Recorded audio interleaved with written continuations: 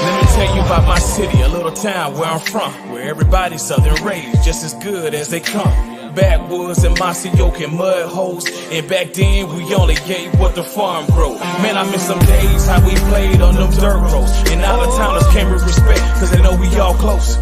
Yeah, Southern pride, toting gun folks. Welcome to my city, I-75 South, just north of Live Oak. I'm from a city called Austin, Georgia, right on the border of Florida. I was raised on these dirt roads, mud tires, spin backwoods when they ride. This is small town living, yeah. Now welcome to my city, title town, 229, turn it up so they can hear it loud. We daddied up with big trucks and heavy G's, pretty girls with moonshine and whiskey. It's nothing like our dirt roads, you can bet that, son. I'm from a city, by any means, we gon' protect our guns. I hang with the rednecks and yee-yees. We get up in big trucks in the backwoods like Indians and TVs. This the home of the mighty, mighty Vikings.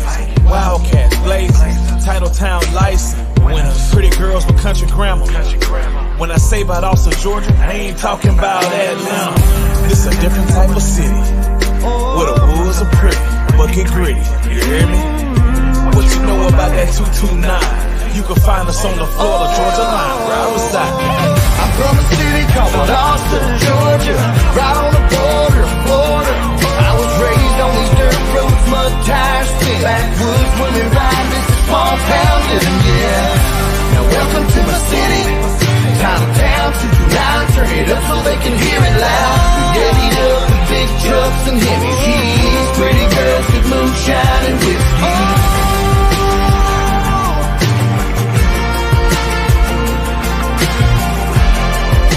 Moonshine and whiskey. Some folks really don't understand how important it is and never forget where you came from. You know, when I say Lowndes County, man, I mean Lowndes County. I'm from a city called Austin, Georgia, right on the border of Florida. I was raised on these dirt roads, mud tires, spin backwoods when they ride. This is small town living, yeah. Now welcome to my city, town of town, 229, turn it up so they can hear it loud. We daddied up with big trucks and heavy G's, pretty girls with moonshine and whiskey.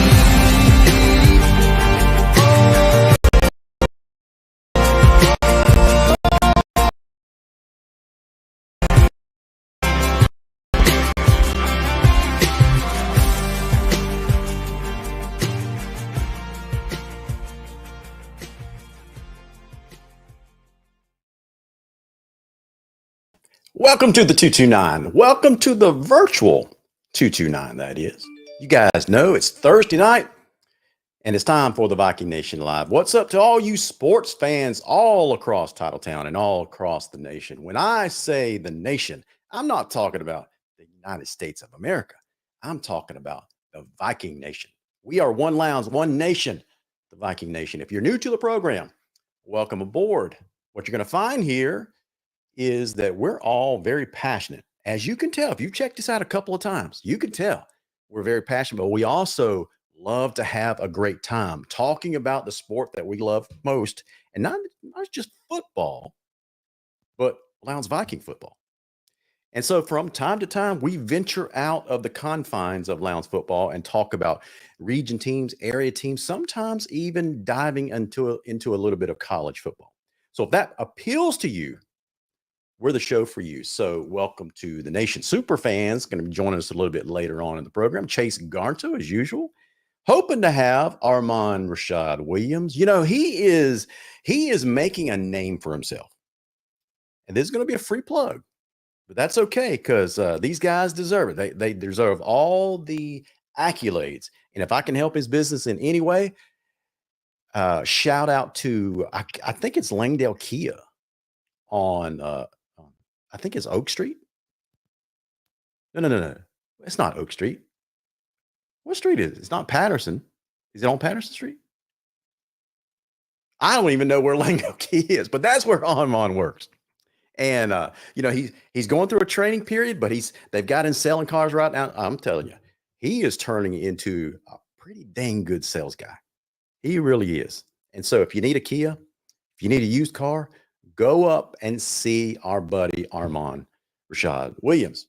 So hopefully he'll be joining us a little bit later on in the program. Last couple of weeks, he's been a little bit tardy because he's been closing deals and closing them hard. And so if you need a good deal on a great car, brand new or used, give our buddy Armand Rashad Williams a call. So we're going to be joined by the Superfans a little bit later on in the program. Before we get into the football talk, hot and heavy, let me give a shout out to a couple of people. First of all is Andrew Inman. Congratulations, young man. He has recently committed to Abraham Baldwin College to continue his baseball career. So young Andrew Inman is be shipping off to ABAC soon. Hey, congratulations to rising phenom football superstar Jace Juice Johnson. Listen, it makes me very happy and upsets me at the same time. Hold on. I actually had to take a swallow of my drink just to say this next part about the Florida Gators. The Florida Gators, which I despise to the letter because I'm a big Georgia Dog fan, but I have to give them credit for seeing a lot of talent in our own Jace Juice Johnson being officially offered by the folks down in Gainesville. So congratulations, young man. I cannot wait to see you finish the rest of the season and the next couple of years wearing that crimson and white at Lowndes High School. So congratulations to Andrew Inman and Jace Johnson. Also, congratulations to Jackson Arnold this past weekend. Let's see. Lowndes High's Jackson Arnold paired up with a partner to claim top honors at Kindaloo's member tournament. Listen, that is no small feat. If you're a golfer, if you've ever had the privilege of playing out there at Kindaloo Forest, that is a PGA level course. In other words, it's hard as heck. So to read about Jackson and the way that he's tearing up Kindaloo, congratulations, young man. You are an up-and-coming golfer. Can't wait to see how your golfing career pans out for you. A couple of other things that we will touch on, and that's the athletics for the week. It's Thursday night. Esports is starting to take off. Tomorrow night, of course, in the football world, Richmond Hill is going to be invading Martin Stadium. And so sets up another crucial region game. Look, it does not get any easier in Region 1, right? And then Saturday, we've got the cross-country sectionals at Wilcox County, 8:30 a.m. Flag football. Varsity girls are going to be up at the Southeast Bullock Tournament, 9 a.m. And swimming is going to be at Tiff County at 10 a.m. A few years ago, I didn't even know we had a swimming team. But a few years ago, this was maybe during COVID, maybe before, I can't remember the exact year, but it was just a couple years ago. So Lowndes was slated to host the regional swim meet. And so I think it was because of COVID. Because of COVID, the parents couldn't come and all that stuff. So Danny Redshaw reached out to me and asked me to live stream the regional swim meet hosted there at the Valdosta YMCA. So they had a enclosed bubble over the swimming pool. And so I got in there, set up several cameras, that kind of stuff, and live streamed that thing for like 4, 5, maybe even 6 hours. It was like an all-day event. Happy to do it. So that's when I got introduced to Lowndes' swim team. And here they are kicking off or swimming off another season. They're going to be up at Tiff County at 10 a.m. So congratulations to all those Lowndes student athletes. All right. So Chase, what are you doing? Chase got the Monster Energy drink down in that. So he's a little bit jazzed up, fired up, ready to go. Let's go ahead and talk about a little bit of high school football. Let me go ahead and bring on Chase onto the screen. Chase, you fired up, man. Let's go. You ready? You ready? Man, I'm ready.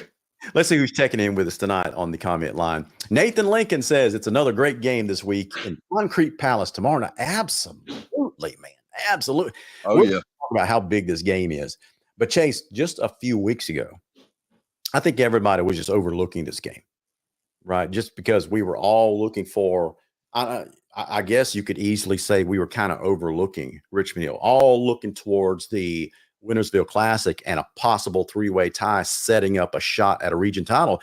All of a sudden, last Friday night happened, and Richmond Hill knocks off Valdosta, but not just knocks off Valdosta, but does it in a big way, 35-14. Oh Shocked yeah, it was. everybody. Yeah, that was one I didn't see coming, and I Yeah, really don't man, think listen. anybody else did either. Those Richmond Hill Wildcats, they surprised a lot of people last year. To say that they surprised us or what they did last week is an understatement. They shocked everybody because Valdosta was never in that game from the very beginning.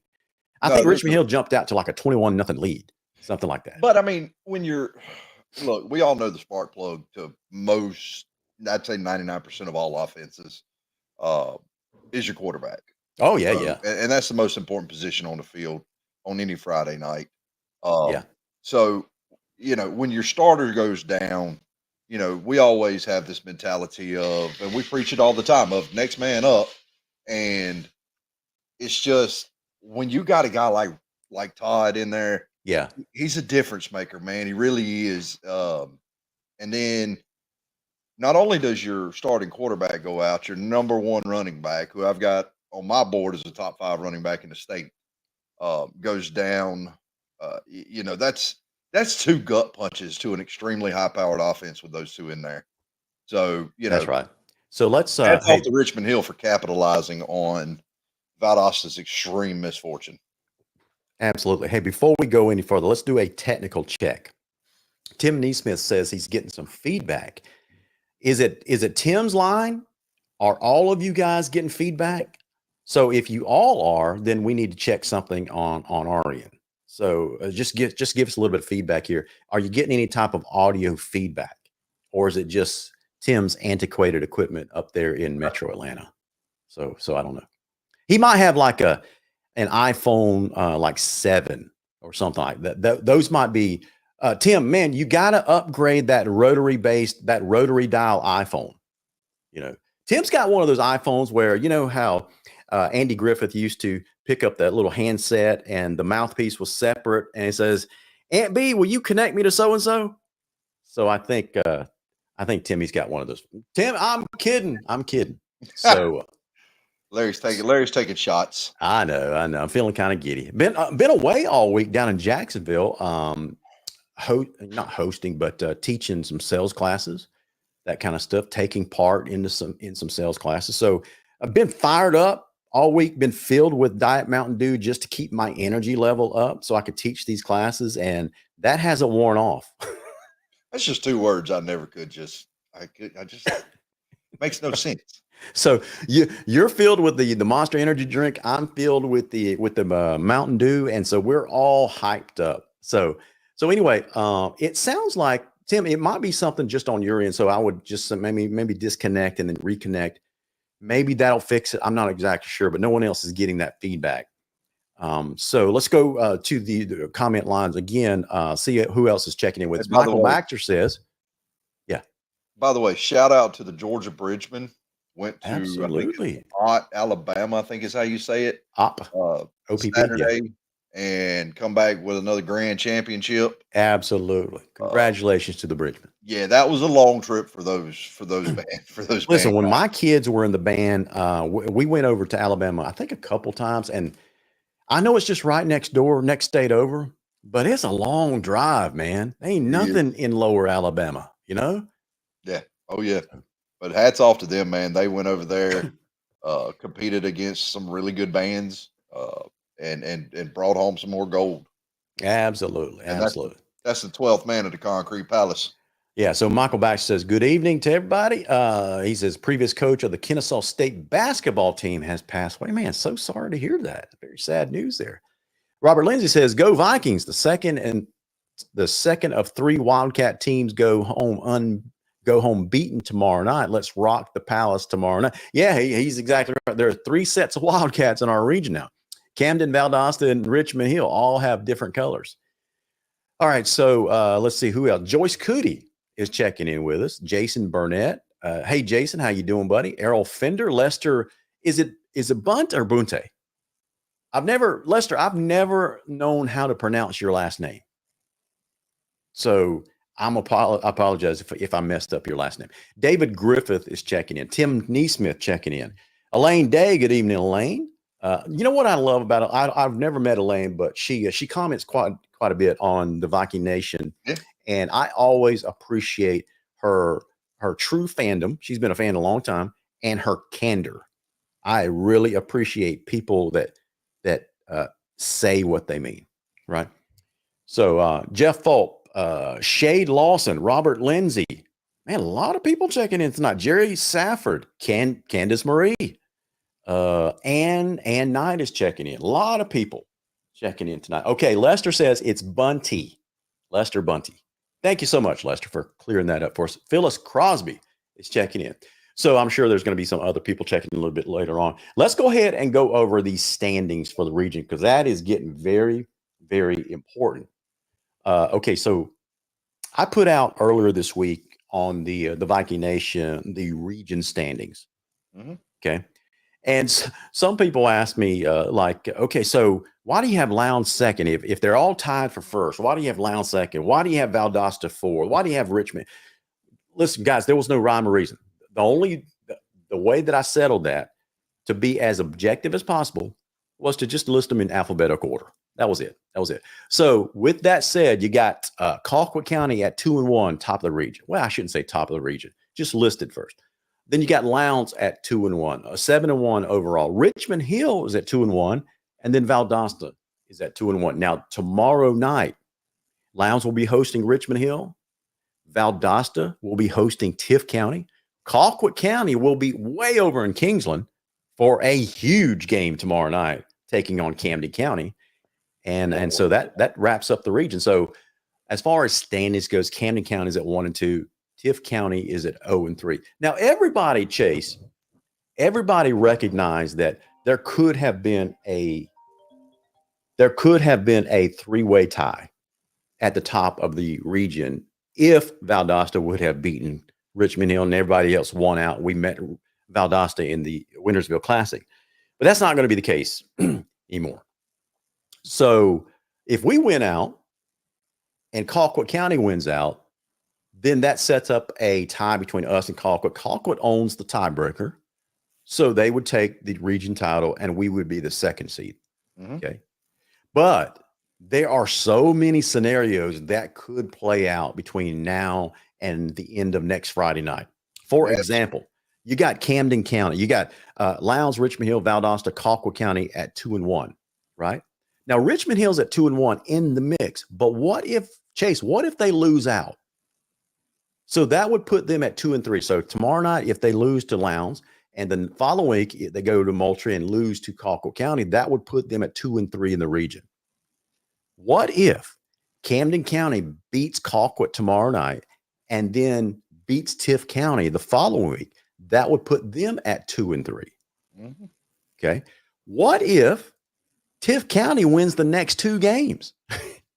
They would be at 2-3. Well, everybody thinks that Tift County's already missed out on the playoffs, and mathematically they're not. They could still make it in. Yeah. So can they beat Valdosta tomorrow night at Bazemore Hyder? It's a long shot. I'm not a Valdosta follower, so I don't know if Todd Robinson and Duran is going to be out again. If they're out, does Tift County have a shot? You bet. Yeah, they have a shot. Because I think everyone is surprised at how quickly Jeff Littleton has really propelled the Tift County Blue Devils. Yeah, they're only a couple of plays away from winning a couple of games, man. Look how tough they played us when we went up there. Yeah, and their biggest thing is they stumbled several times. They kind of shot themselves in the foot, as the old saying goes. Hey, they were competitive last week against Colquitt County. They were. Now, Jeff Littleton, listen, the man can coach, and the man wins. He will have Tift County, if they miss the playoffs this year, and that I think that's not a foregone conclusion, but I just think as a collective whole, they're too young and it's too new of of a coaching. They hadn't meshed with each other quite yet. Foregone conclusion. You got to speak English, man. I'm from Race City. I don't understand that big stuff.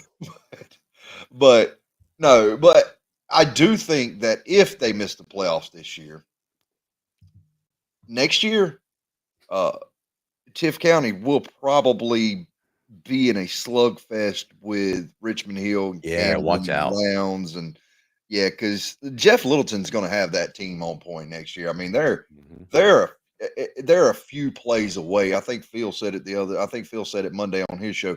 They're a couple of 3 or 4 plays away from winning a couple of games that they shouldn't win. Check this out, Chase. If Tiff County goes to Valdosta tomorrow night and wins, somehow pulls out that game, okay? Mhm. So now all of a sudden they're 1-3, and Valdosta would be 2-2. Then the following week, Lowndes beats Valdosta. They go to 2-3. Tiff County beats. Who does Tiff County play? I think it's Camden. I think. I don't know who. And beats Camden. Yeah. And all of a sudden, Tiff County is 2-3. So Tiff and Valdosta are both 2-3. Tiff beats Valdosta.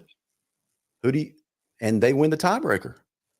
So it's far from over, guys. That's really all we're trying to say. It's far from over. The next 2 weeks are going to be a hoot. It's going to be so fun to watch. You know, going into the season, I really said, and me and you had this discussion several times, that I felt like Region 2 5A was the most unpredictable and hard to predict region. I figured 6A would be what it is. The powerhouses, you know, Lowndes, Colquitt, Valdosta, and Camden would all rise to the top like they all normally do. I never thought that it would get sideways like it has, but that just goes to show you how the injury bug, how bad the injury bug can affect things and disrupt things. Yeah, you know, earlier this year, we made it a really big point on this show to talk about how evenly matched this region is from top to bottom this year, right? If any other year, you know, in years past, for years and years and years that we can go as far back to remember, there was probably 1 to 2 teams that were heavy favorites every single year. Sometimes it was Lowndes, sometimes it was Colquitt, sometimes it was Valdosta. It was never Tiff County. But this year, every team's got a shot because this is just a weird year because of so many changes for all these different programs, right? And so it's just, man, it's just like everything else in this country. It's just been a weird year, including Region 1 6A football, right? Yeah, well, I think, you know, Phil Jones, because me and you both watch Phil's show. We're supporters of Phil's show. Phil said his dark horse pick for this year, his surprise team, was going to be Richmond Hill. Yeah. But I also don't think that anybody in Region 1 6A really thought that Lowndes was going to be the team. Yeah. And right now, I'll tell you, we play that Colquitt team again right now on a neutral playing field. Yeah. With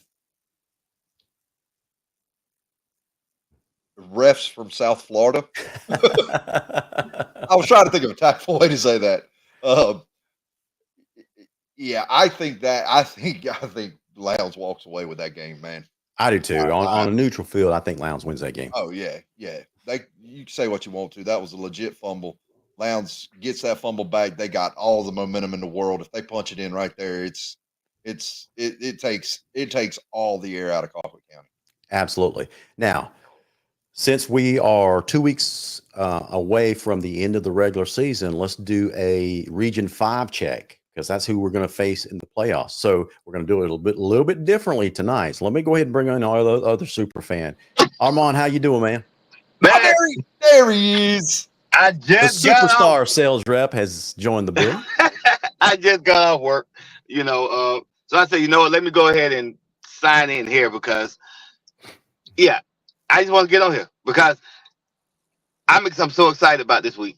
I'm so excited. I'm so excited. I think these boys are going to show us exactly why they should be favored to make a deep playoff run. Like I'm being so sincere and so honest with this assessment. These kids, after that game, it looked like they wanted to play more last week. Yeah. They looked like they were ready. Yeah. And yeah, I'm just excited, man. I'm just excited, man. These young Vikings here have exceeded all expectations of Mhm. me. You know, from a defensive standpoint, offense, like all around, this team has exceeded the expectations. And you know, coming into the season, I think we said this team could be either a 3-win team, an 8-win team, or they could very well go uh Absolutely. 10-0. But you know, so they've Absolutely. exceeded expectations. Listen, we got to we got to give a shout out. You know, I think this is a first time commenter, Rhonda Forns, and she makes a point. Says, I mean, this is such a good comment. I'm gonna put it on the screen. These guys love football again. They have coaches that they love. They are showing it on the field. You guys agree with that? Absolutely, Yeah. 100%. Yeah, you could tell, man. You could tell these kids. I think it took them a little while, but these kids have finally, it looks like, has bought into this program. They love their coaches, and their coaches love them, and so you could tell the unity on this team. We had some players to leave the program earlier in the year, and I was concerned about that. But the resiliency of the guys that stayed behind, and how they've bought into their coaches and to Adam Carter, it has been very, very impressive.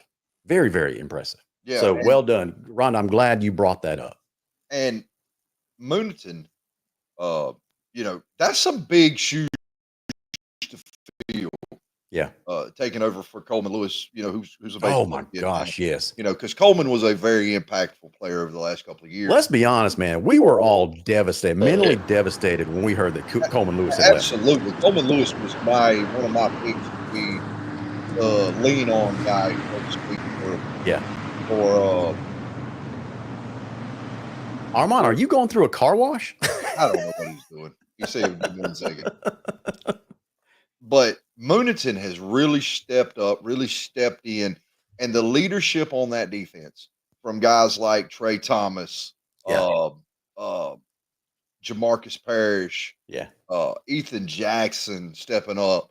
You know, I don't want to mispronounce his name. I think it's Montel Hunley. Yeah. Montel Hunley. You know, just guys like that stepping up, rising to the occasion, meeting the challenge these coaches set forth from day one. Yeah.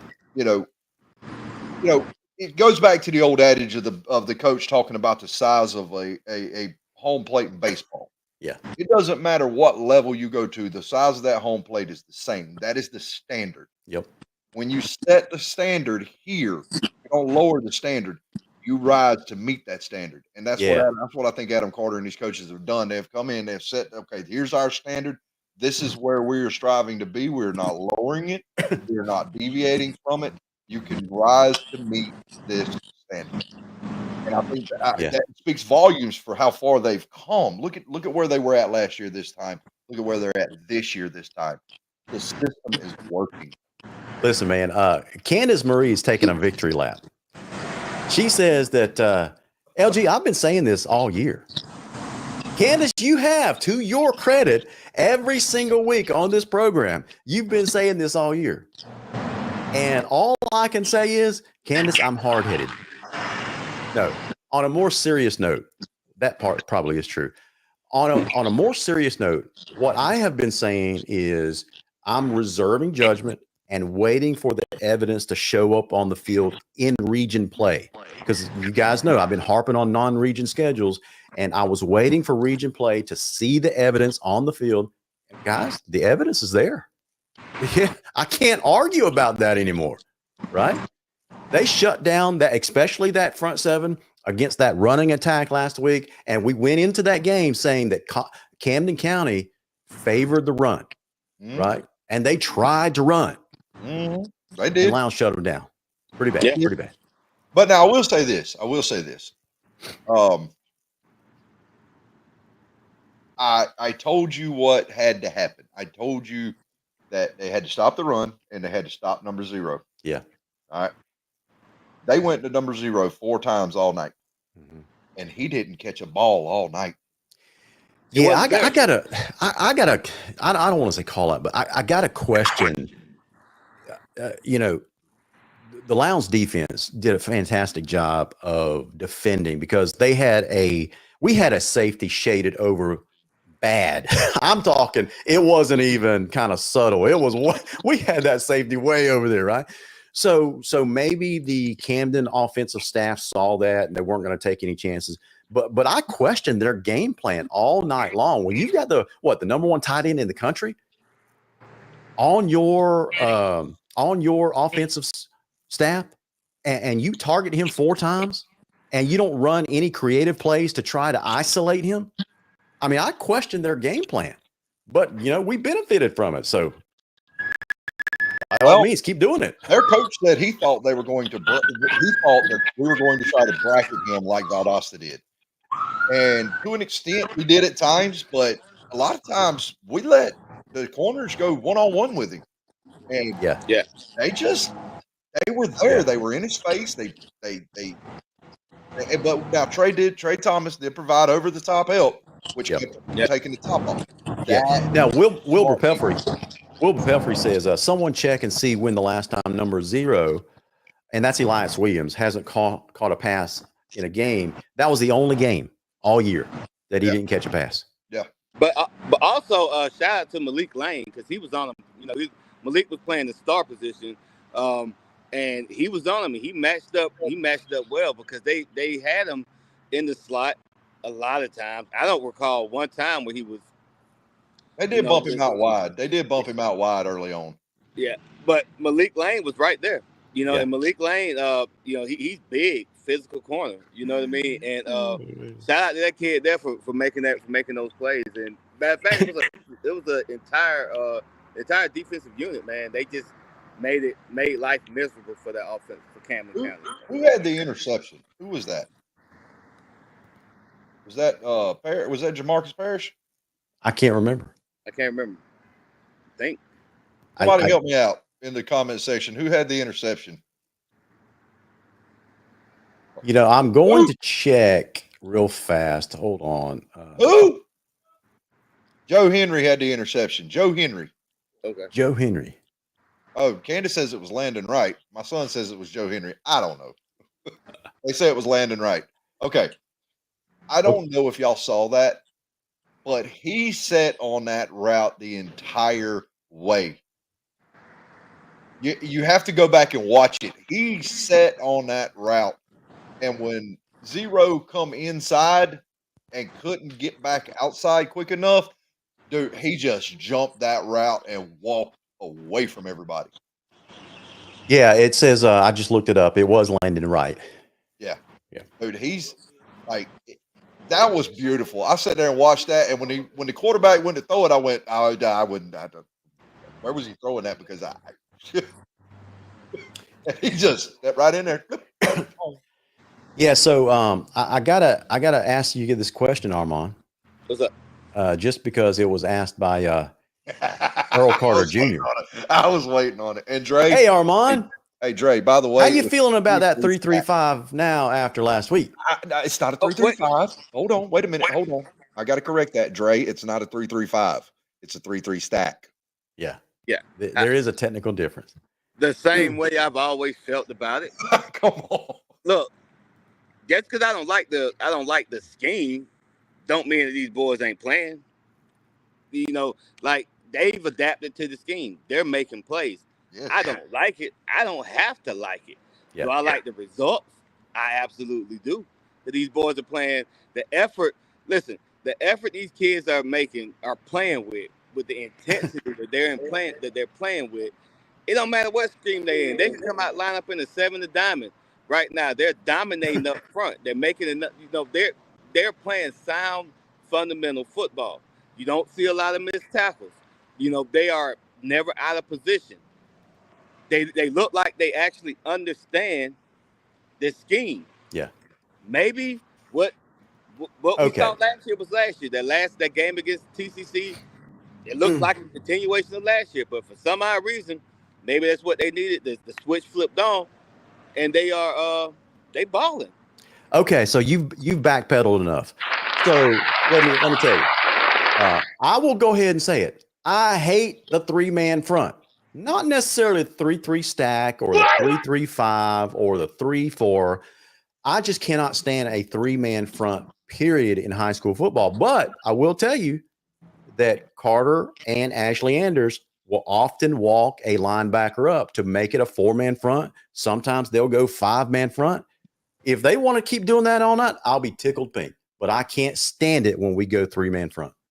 I just said the same thing. So why am I backpedaling? I just said I feel the same way. I don't like it. You didn't. That was like just a funny way for me to segue into that. Oh, okay. Got you. All right. Yeah, I don't listen. If it's me, I always get four dogs with their hands in the dirt. Yeah. So, all right. So, Tierra Battle, she laughed at my comment. Okay. Cole Moore, big TCC fan, former Tiff Blue Devil. He says, he gave us a lot of grief after that scrimmage or with TCC earlier this year, but now he's saying, hey, listen, Lowndes has improved greatly. So congratulations to the coaching and the players. So yeah, I mean, I don't know.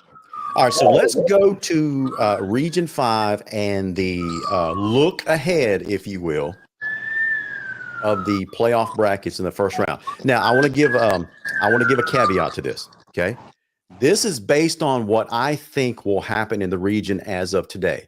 It does not include any results of tomorrow or guarantees of what's going to happen in the Wintersville Classic.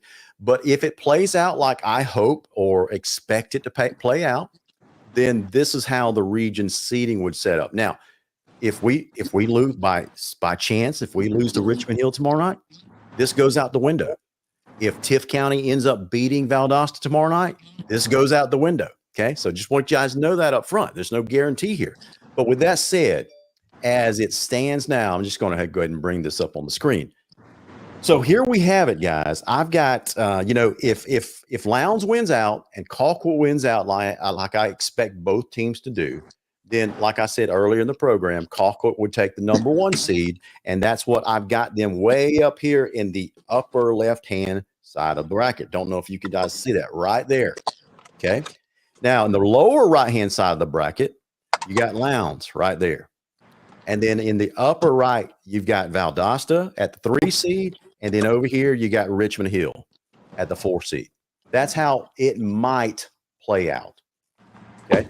And the reason why I've got Richmond Hill in there instead of Camden County, because if Richmond Hill loses out and they go 2-3 in the region, and Camden, right, they're currently sitting there at 1-2. Okay.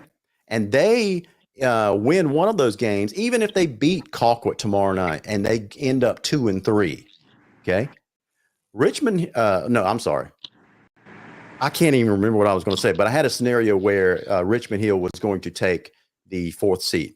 Let's assume that happens for a second. Okay.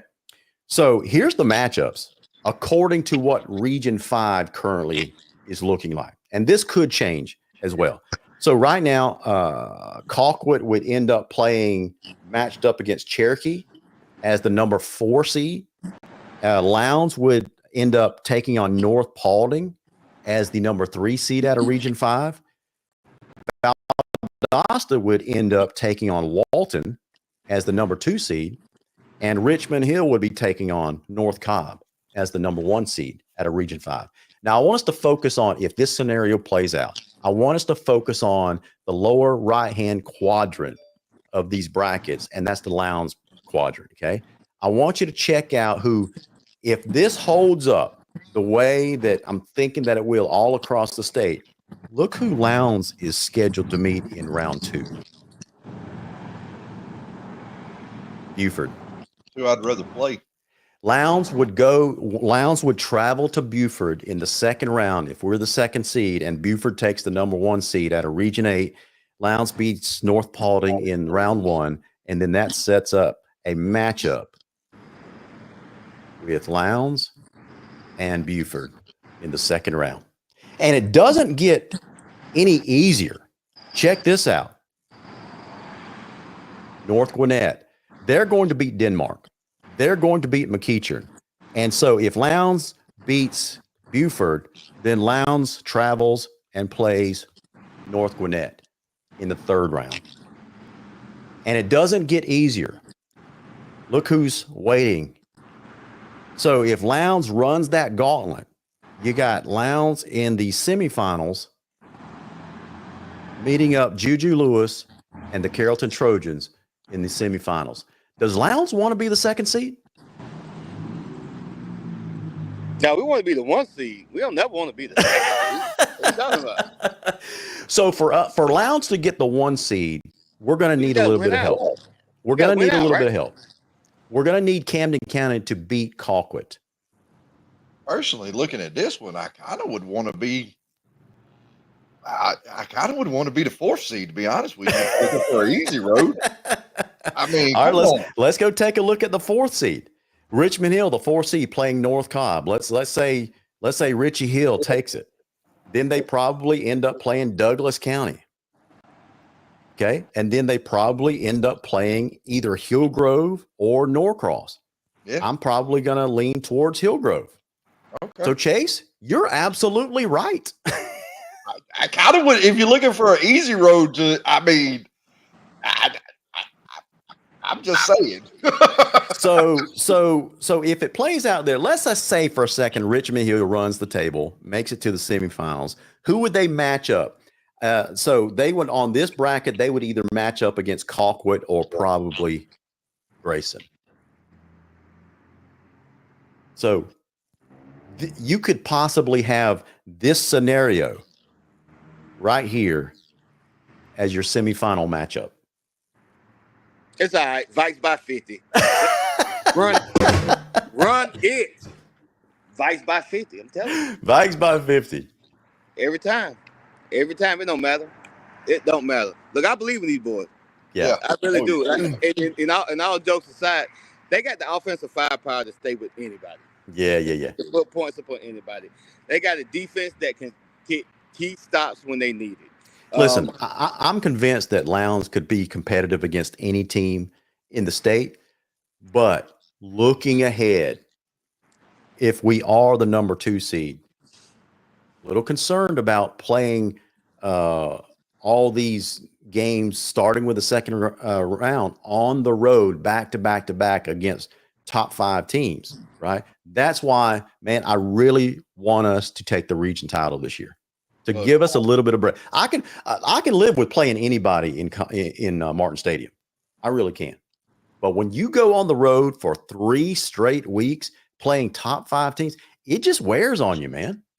Fatigue really starts to set in. It's a war of attrition, but nevertheless, though, I think this team, I think they're all right. It's gonna be all right. Yeah. Now Cole Moore says, he says, y'all have definitely improved, but I can't put you in the semifinals right now. Now, Cole, I'm not saying that we are going to be in the semifinals, but if we were to get to the semifinals, this would be the road that we most likely take. Hey, I'm going to put us in the semifinals. There you go. I love the confidence. I don't care what. I don't want to know what Cole talking about. They lost to Lee County, man. I don't want to hear nothing from them. Listen, I'm here to tell Cole right now, if Lowndes played TCC right now, Lowndes would win by 10. 50. By 50. Let's go. By 50. By 50. By 50. Listen. I'm telling you right now, I expect my Vikings to be in Atlanta holding up a trophy when it's all said and done. Yeah. That's what I'm saying. Man, wouldn't that be something? The team that went from not making the playoffs to winning a state title. Exactly. Now, listen, I'm gonna a story listen. Made for TV. Candace Marie is putting a wet blanket on our euphoria, and she says, "Pump the brakes, guys. 1 game at a time." Spoken like a true head coach and a player's mom. 1 game at a time, right? All right. Look, Larry. Ask me who I think gonna win the Super Bowl at the beginning of every year. Yeah. Ask me. The Cowboys. Who's gonna win the national championship every year? Georgia Bulldogs. Who's gonna win the state championship every year? The Lowndes Vikings. That's my prediction every single year. Sometimes I'm wrong. Your college football prediction is wrong. It's going to be the Vols. Yes. Sometimes now, I'm right. The purpose of me showing these brackets is to just keep. He's telling jokes. I'm sorry. He said Tennessee. Yes. He said Tennessee was going to win the national championship. Don't be surprised when they slip up and beat Georgia. Listen, man. Chase is living vicariously. Since he can't do it at FSU, Chase is living vicariously through anybody that plays Georgia. No, not anybody, because there'll be man. Listen, look, pigs will fly before I root for a Florida Gator any day. Yeah. All right. So the purpose of me putting out this bracket the way that I did was, if you heard what I said up front, was to give you a possible glimpse, one, of who our potential matchup is in the first round, and then two, looking ahead, if Lowndes were to continue to win, the road that we would take to the semifinals. So that was out. It was not a prediction. It wasn't a beating our chest. It was a, hey, this is a possibility. And it's kind of a fun way to talk about this kind of stuff on a sports show, don't you think? Look, I gotta address something, because Jason Burnett ain't gonna sit there and cuss me like that. Oh boy, here we go. I'll go pull for the Bulldogs before I pull for the Gators. Yes, there you go. But hey, listen, I'll be singing. I promise you, before you ever see me do that on the sideline or on game day, I'll be singing "Who's That Coming Down the Track." Woo! Now you're singing our music, Armand. That's what I'm talking about. Hey, look, man, go Dogs. Y'all already know who it is. Cole Moore says Chase is a closet Gator fan. No, I'm not. I promise you. I hate Miami with a passion, but I would root for Miami against Florida. You know, I'm going to find a filter. So when Chase wears a red shirt or a garnet and gold shirt, whatever, I'm going to apply the filter to just his screen and turn it Gator orange. God, please don't. Oh, no, turn it volunteer on. Larry, that is cruel and unusual punishment. Yeah, man, that's a violation. That's a violation of one of my amendments. All right, guys, let's talk about the game tomorrow night. Richmond Hill, they did get everyone's attention by beating Valdosta Sound last week, and they beat it but they beat the Cats by doing what Richmond Hill does best: lining up and running straight at you. There's nothing fancy about their game plan, right? It's the basically single wing. They line it up and they run it right at you. Every once in a while, they'll run a gimmick play because you pull up your safeties and they'll try to go over the top, that kind of stuff. But it kind of reminds me of what the goal was when we ran the wing T. You know, Richmond Hill basically does the same thing. I was listening to a podcast the other night with their coach, and he said, listen, they're happy with 3 to 4 yards at a time, as long as it culminates in a touchdown at the end, and you take off 6 to 7 minutes off the game clock, right? So if our defense has truly improved, like we all says that they have, that we all expect them to play well tomorrow night, what is going to be the key to stopping that Richmond Wildcat running attack? It's stay discipline. Yep. They got to stay disciplined, stay in their lane, don't try to play hero ball. Yep. And if they do that, they'll be all right. Like the one thing about that Richmond Hill got off the game, two things that people are failing to realize. That score was 21-14 in the fourth quarter. Yeah. No Todd Robinson, and then they also made a lot of turnovers. Had a lot of penalties, and they lost the game. But it's different when you're playing a team that's well equipped, that has everybody. Yeah. You know, of course, I know we're missing Aiden Seafer, but we still got the majority of our playmakers. Yeah. And so we don't need but 2 minutes. You know, this is a big play. This is a big play offense. Guys, let me ask you something. Let me ask you something about that. When you play a team like Richmond Hill, who's basically, they have two goals. Obviously, their first goal is to win the game, but their second goal is to keep the Lowndes offense off the field, right? Mm-hmm. Because they see the big play capability of the Vikings. So if their goal is to keep the Lowndes' offense off the field, they're going to run it as much as they can. So when it's our turn to get the ball, how much do we try to protect our defense by sustaining drives of our own, or we just do Lounge 2.0 and pedal to the metal, and protection is out the window, and we just score as fast as we can.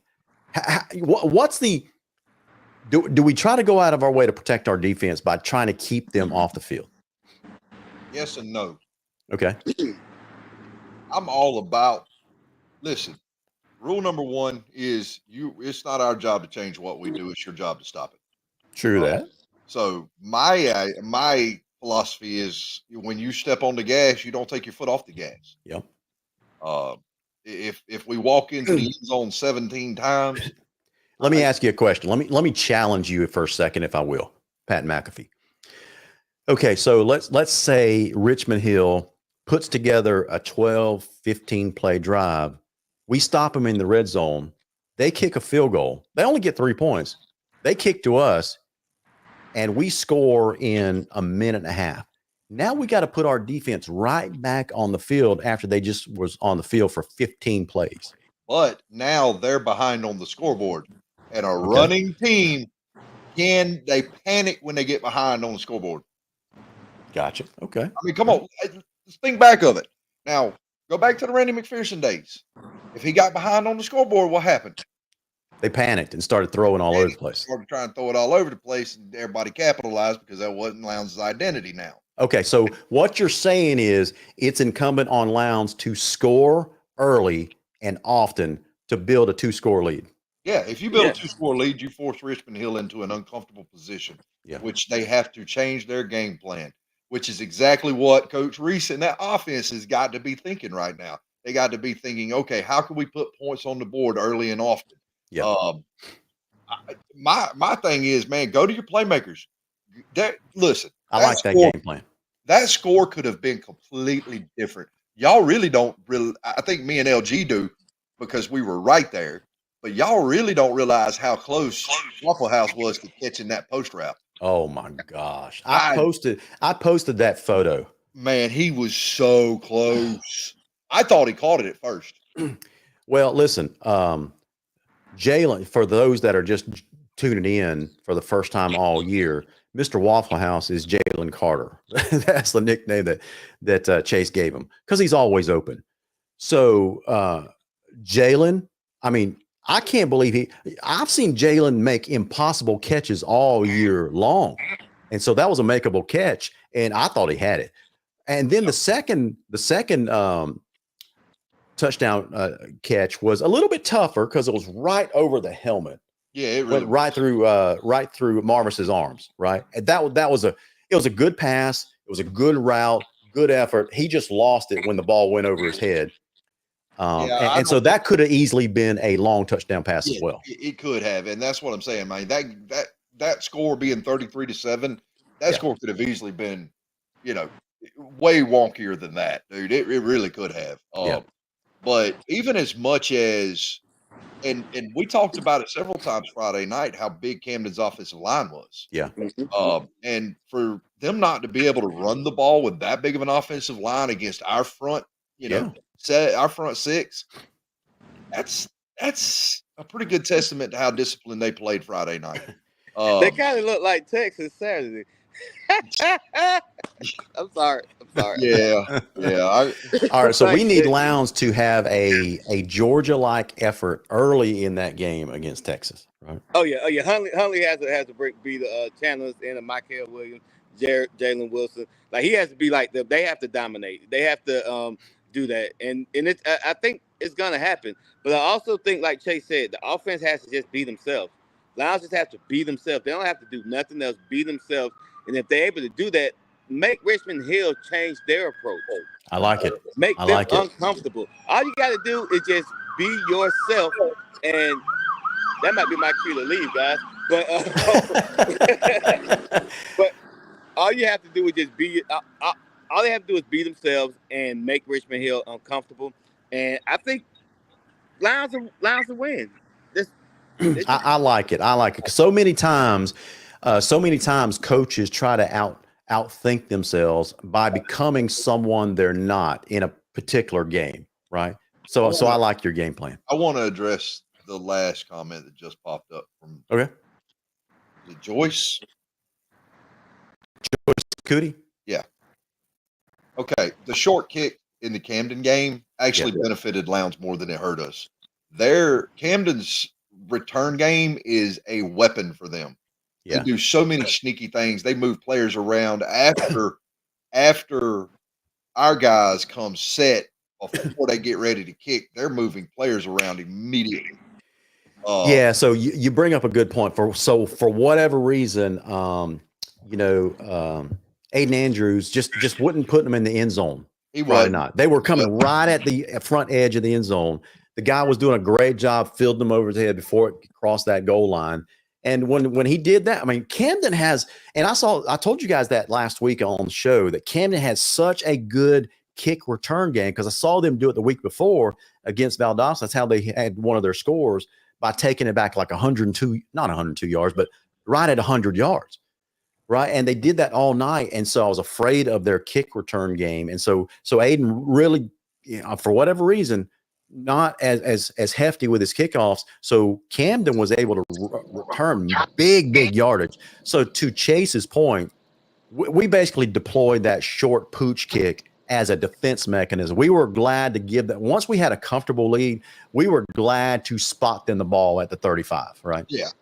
I'm fine with that. And that kind of situation, because their reverses and their handoffs and during kickoffs, man, they were just now, granted, it was an absolute brilliant thing of beauty to watch. I'll give it.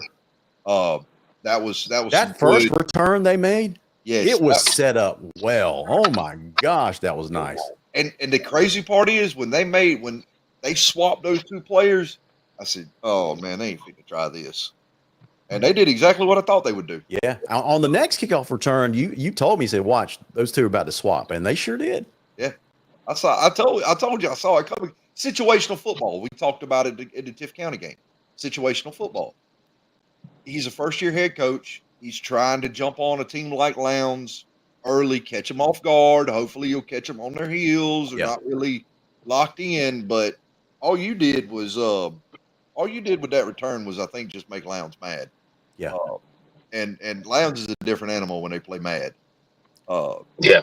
But listen, I think team to team, I think on paper, matched up across the board, I think Lowndes has got way more in the tank than Richmond Hill does. They got way more arrows in the quiver, if you will.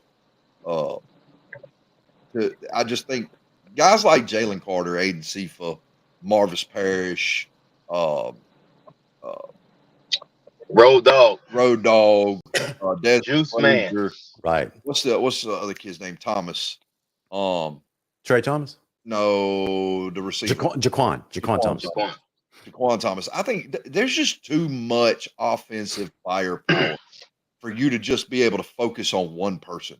You know, most people step in on a Friday night and it's, you got to take away this guy or this guy. Well, if you take away this guy, we got this guy. If you take away this guy, we got this guy. It's just too much, man. Yeah. So here are the game stats on the year. Amron, go ahead with your point. I'm sorry, because I gotta get out of here. It's getting crazy. But you see, I'm in the car already. So I want to give a shout out to Jaquan Thomas, because that kid's come across the middle and he's taking some big shots and he's held onto the ball. He gets up and he's ready for more. Shout out to Jaquan Thomas for just being an Iron Viking. That's what we'll call him. Iron Viking. I love it. I love it. But listen, Viking Nation, I love y'all. I gotta get up out of here because the more and more sirens are passing me. So I'm gonna check out, and I love y'all. See y'all Friday. Vikes by 50, and yeah, I'll check in later. All right, Armand, drive it like you stole it. See you, man. Oh, all right, peace. All right, so Chase, we're gonna wrap it up. Here are the stats on the year for Richmond Hill. Richmond Hill comes in this game averaging 277 yards on the ground, averages about 50 yards through the air. Okay.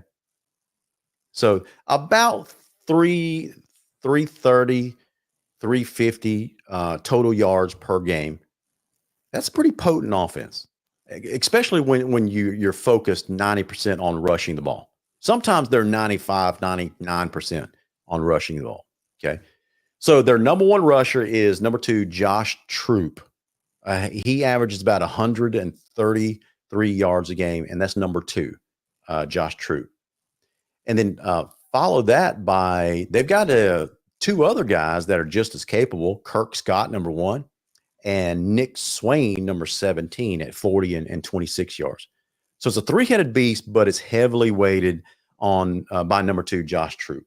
So that's basically, there's not much to talk about when it comes to their offense. They're not fancy. You know what they're going to do. They're just really, really good at executing it. Well, they like Ohio State was one year, trap left, trap right. Pretty much. I mean, play disciplined football. That's all you got. Yeah. Play disciplined football. Trust your eyes, and seize the momentum. Force Richmond Hill into a. If Richmond Hill, the bad thing about teams that are so heavy on the run, Yeah. you get behind the chains, you get behind the down markers, it's going to be a long night. And now the interesting thing is, earlier this year, Richmond Hill traveled down to Camden County, and Camden beat them 28-10, and really dominated that game. To be honest with you, they held Camden County to like 91 rushing yards when they're averaging 277 a year. Sometimes they're 350 yards rushing per game, and Camden's defense held them to 91 rushing yards. That was a little bit earlier in the year. Just a couple of weeks ago, actually. So, yeah. So it can be done, but when they're firing on all cylinders, they're hard to stop. So I think it's incumbent. It's really important for the Lions offense to get off to a hot start to help their. But I really like your game plan. There's two ways to help your defense, right? One is to slow down your offense to keep the defense off the field, or the other way is to score as many points as you can early on. Right. And so your defense can pin their ears back. And you can do that. You can do that especially with the weapons that Lowndes has. And I'm not talking about just hand it off and hope for 3 or 4 yards every time. Yeah. No, you turn your short passing game into your run game. You slants over the middle, quick outs on the outside, especially to Jalen Carter. His out route skill is amazing. That dude always knows where he's at. Jaquan Thomas is the same way. They're good, quick out guys. And use what's available to you. If you got to turn your short passing game into your run game, just pull up Tom Brady clips and run what he run, because that's all he done was dink and dunk 5-10 yards down the field. Yeah. So Robert Lindsay asked me. He said, "What about Richmond Hill's defense?" Richmond Hill has a decent defense. Now we saw Valdosta was able to drive on Richmond Hill, but Valdosta got kind of sloppy when they got into the red zone last week. Now, I'll cite some stats when Richmond Hill went down to Camden and played Camden there, right? So they gave a pretty significant amount of passing yards, 154 passing yards, but it wasn't just to their giant tight end, Elias Williams. He had 5 catches that night for 72 yards. Sean Green, their sophomore wide receiver, had 5 catches for 55 yards. Jonathan Stamos had 2 catches. Another Joshua Locklear had 1. They had a total of 13 catches that night for 152. So they are susceptible to the passing attack. And that's one of Lowndes' weapons this year. So I really like the matchup of our offense against their defense. And if we can score early, score often, open up a 2-score lead, I like our chances tomorrow night. Yeah, I do too, because if they're susceptible to the pass, guess what Lowndes does really well this year? Yeah. Hey, we throw the football. Absolutely. Man, and I love it. I love it.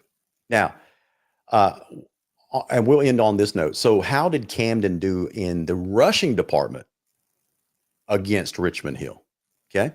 So we just said that they had 154 passing yards, but Camden had 173 rushing yards that night as well. Wow. And that was mainly one guy, number 16, Antoine Williams. He's a junior. He had 12 carries for 140, 12 carries for 140 yards for an average of almost 12 yards per carry.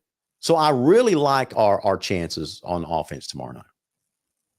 I do too. So Robert, I hope that answered your question. I do too. Too. I think guys like Jalen Carter, Jaquan Thomas, Marvis Parrish, guys like that are going to eat for days. Juice is fixing to have an amazing. I feel it, man. I feel it. Juice is fixing to light it up. It's hear cool. you, man. We're gonna call it Air Lounge. Air Lounge. I like it. We're gonna call it Air Lounge. Dude, look, the immense amount of improvement. I love watching that kid every game. Yeah. It because it's the small things. It's his composure. It's the foot placement. It's the ability to move the pocket and scramble around and still make throws while he's moving. Um, it's his and dude as and doing all this as a sophomore. Yeah. Man, imagine in 2 years when he's a senior what he'll look like. Yeah. Now, someone asked, how big is their, oh, David Griffith says, how big is their offense and defense line? They're a Region 1 6A trenches kind of guys, right? They got some big guys. Some of their big guys, let's see, some like an Ethan Ryder. He's a 6'1", 275 pounds. They got another kid, Thomas Zimbalati. He's 6'3", he's a senior, 6'3", 315 pounds. They got a kid, Cameron Jackson. He's a senior, 6'3", 305 pounds. So they got some big kids. Yeah. But listen, we played other teams with big kids. So that's just that comes with the nature. And Moving forward, Valdosta is going to Cameron have big wants the ball. kids next week. When we start going up, we're talking about maybe going up to Buford, playing them. They got some monsters up there. So big kids just comes with the territory when you're in 6A ball, right? So, but to David's point, though, what I think he's trying to say is we got to be on our A game, even against someone like a Richmond Hill. If we take this team lightly and for granted, they're going to hurt our feelings, or at least they have the ability to do that. Okay. Which I don't think Carter and the gang is going to let the boys have any type of emotional letdown after that big game last week. Because we saw an emotional letdown from the Colquitt County to the Tift County game. But I think our kids are mature enough to learn from that mistake. And I don't think we're going to have a repeat of that because it was a big emotional win last week against Camden County. I don't think just by the sheer fact that Richmond Hill beat Valdosta the way that they did, I don't think there's any chance of an emotional letdown tomorrow night. I'll give you the last word, Chase. You got to be hungry. There you go. You got to be hungry tomorrow night. You got to be on your point. You got to be hungry. But I will say this. I've been telling y'all for well over a year or two now, that Mr. Waffle House was the real deal. And he'll give it to you scattered, splattered, covered, smothered, and covered. Love it. Listen, tomorrow night, y'all come out to the Air Lounge show. It'll be a sight to behold. And who knows? There'll be a couple of in-flight movies, I'm sure, on the way to the Waffle House. Listen, man, I need you to start channeling more of your Pat McAfee. I saw a little glimpse of it come out of you there. I gotta. Pat gets all crazy and starts leading the crowd in chants and songs. And Yeah. Yeah. We need I think, man, listen, it's been a long week. Oh man. I hear you, man. I hear you. Oh man, I was so looking forward to the show tonight because I was like, man, look, I need just a place to relax, place to have some fun, talk some football, be with my peeps in the Viking Nation, all my commenters over there. I love you guys. Even though y'all be talking smack about my nose, that's a little below the belt, but we'll be all right. So listen, I'm gonna challenge the members of the Viking Nation. I saw something last week that just didn't really sit well with me, LG. Yeah. Uh-oh. I look up, and it's the start of the fourth quarter, a little bit after the start of the fourth quarter, and I see fans trickling out of the stadium. I saw that too, man. Don't listen, please. I'm begging y'all, and I mean this with all the love in my heart for you guys. Don't do that. Please don't do that. Yeah. Because those kids see that. And I think that's where a lot of their fourth quarter fire kind of dwindles down a little bit is because they look up there and like, oh man, they know we got this one, but man, you got to stand behind these boys. These boys believe they're world beaters. You ask any of them, I promise you, Go if you don't believe me, go talk to Jalen Carter. He'll tell you they world beaters right now. Yeah, listen. Don't do that. Now that you're talking about the crowd leaving, you know, I want to say something as well, and that is, guys, it's no secret that Lowndes football has been through wandering through the desert, if I could use that metaphor, Yeah, for the I like last that. That's a perfect metaphor. for the last 2 years, and I understand why some fans have decided to stay home, and it's happened more and more. But guys, this is a different Lowndes football team. They're buying in. And I see a lot of our hardcore fans returning, but I'm still seeing some empty seats where season ticket holders ought to be, right? I'm Yeah. still seeing enough empty seats to get my attention. We need to stop that. So if you are a season ticket holder, y'all come to the games. These kids are so fun to watch, right? Even if you're not a diehard fan. Let's say you're a band parent. Don't leave after halftime. These kids are so fun to watch. They play a different brand, a fun brand of football. Yes. So if you're currently attending the games, I'm not talking to you, but I'm going to ask you, if you're currently attending the games and the person next to you has been missing all year, why don't you call them and invite them back to the games? So each one bring one. Let's just go old gospel evangelistic style here. Each one bring one, right? Let's get this community fired up behind the Lowndes Vikings.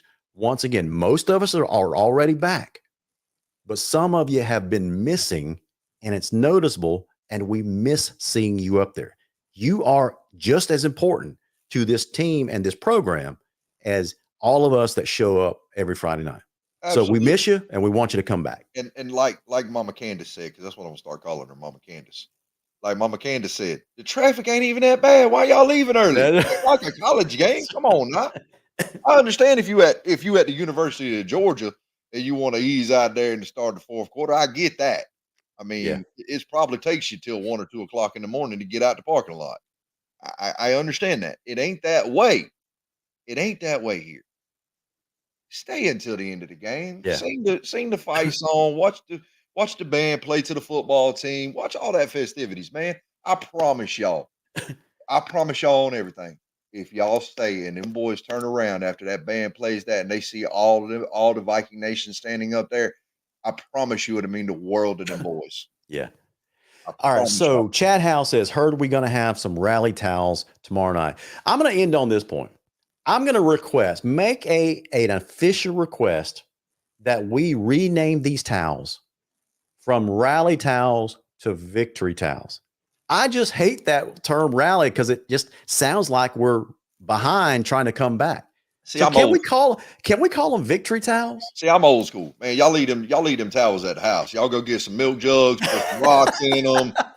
I'm old school, man. Put the tape over the top of them, bring them in, and shake them till make as much noise as possible. That's right. Well, whatever you're waving tomorrow night, whether it's pom-poms, victory towels, jugs, cowbells, whatever, just be there and show out like the Vikings that I know that you guys are. With that said, on behalf of Armand Rashad, Chase Garnto, my name's Larry Godwin. You guys have been watching another great episode of the Viking Nation Live. God bless every single one of you.